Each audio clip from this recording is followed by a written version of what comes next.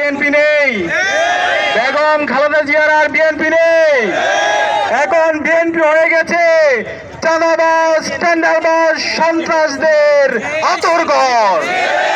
জুলাই বিপ্লব পরবর্তী আমরা আশা করেছিলাম যারা মুসলিম ছিল, যারা দীর্ঘ ফ্যাসিবাদ বিরোধী আন্দোলনে আমাদের সহযোদ্ধা ছিল, তারা জুলাই বিপ্লব পরবর্তী শহীদদের আকাঙ্ক্ষাকে ধারণ করে নতুন বাংলাদেশ বিনির্মাণ করার জন্য কাজ করবে। কিন্তু আমরা দেখতে পেয়েছি গত 1.5 বছর জুড়ে সন্ত্রাসের সাথে, চাঁদাবাজির সাথে, টেন্ডারবাজির সাথে, রাহাজারির সাথে যেই দলটি সবচেয়ে বেশি জড়িত ছিল তার নাম হচ্ছে বিএনপি। আমরা দেখতে পেয়েছি বিএনপি নিজেদের মধ্যে কনফ্লিক্টে 200-র অধিক মানুষকে মেরে ফেলেছে। যাদের হাতে নিজেদের দলের লোকরা নিরাপদ না, তাদের হাতে কিভাবে দেশ নিরাপদ? আমরা আশা করেছিলাম বিএনপির নেতা জনাব তারেক রহমান দেশে আসার পরে এই বিশৃঙ্খল বিএনপিকে তিনি সাবধান করবেন, তাদেরকে ঠিক করবেন। তিনি আসার পরে বলেছেন আই হ্যাভ এ প্ল্যান, এবং সেই প্ল্যান শুনে আমরা আশাবাদী হয়েছিলাম। কিন্তু আমরা এসে দেখতে পেয়েছি তার প্ল্যান হলো সারা দেশে 50-এর অধিক জায়গায় আমাদের মা বোনদের উপর হামলা করা। আরে ধিক্কার জানাই, নারীদের উপর হামলা করস, তোদের কি মা বোন নাই? শেম, লজ্জা।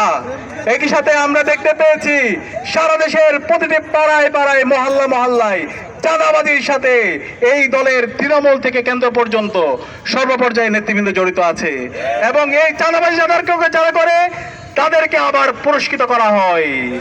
একই সাথে আমরা দেখতে পেয়েছি তার প্ল্যানের মধ্যে বাংলাদেশে জুলাই বিপ্লব পরবর্তী বাংলাদেশের প্রতিটি ক্যাম্পাসে যে গণতান্ত্রিক ধারা শুরু হয়েছে ছাত্র সংসদ নির্বাচনকে কেন্দ্র করে, সেই নির্বাচনকে জনাব তারেক রহমানের নির্দেশে নির্বাচন কমিশনের সামনে মত তৈরি করে এবং বিচার বিভাগকে প্রভাবিত করে শাহজালাল বিজ্ঞান ও প্রযুক্তি বিশ্ববিদ্যালয়ের ছাত্র সংসদ নির্বাচনকে বন্ধ করে দিতে।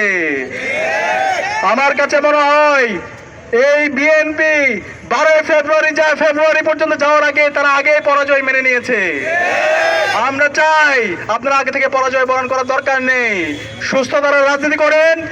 শহীদ জিয়ার যে বিএনপি, বেগম খালেদা জিয়ার যে বিএনপি, সেই বিএনপির আদর্শ বাংলাদেশপন্থী রাজনীতি করেন, তাহলে আপনাদের যে হারানো অতীত আছে সেটা ফিরে আসবে।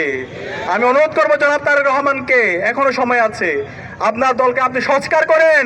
জুলাই বিপ্লবের যে আকাঙ্ক্ষা, শহীদদের যে আকাঙ্ক্ষা, সেটাকে ধারণ করেন।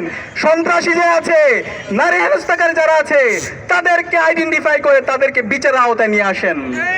এবং আমরা দেখতে পাচ্ছি জনাব তারেক রহমান ঘন্টার পর ঘন্টা বক্তৃতা দেয়, কিন্তু তার সারা দেশের বক্তৃতার মধ্যে হায়ের পক্ষে আমরা কোনো ক্যাম্পেইন দেখতে পাই না।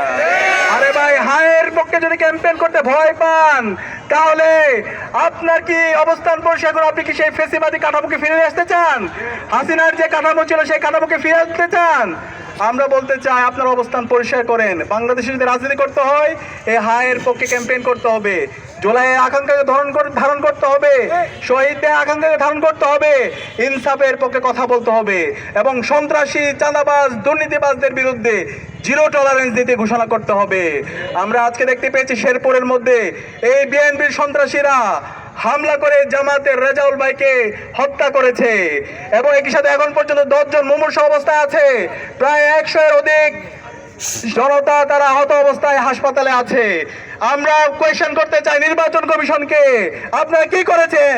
যখন এই প্রার্থীদের উপর হামলা হচ্ছে, জনগণের উপর হামলা করছে, রাজনৈতিক দলগুলোর উপর হামলা হচ্ছে, তখন এই আইন শৃঙ্খলা বাহিনীকে আমরা পালাতে দেখেছি।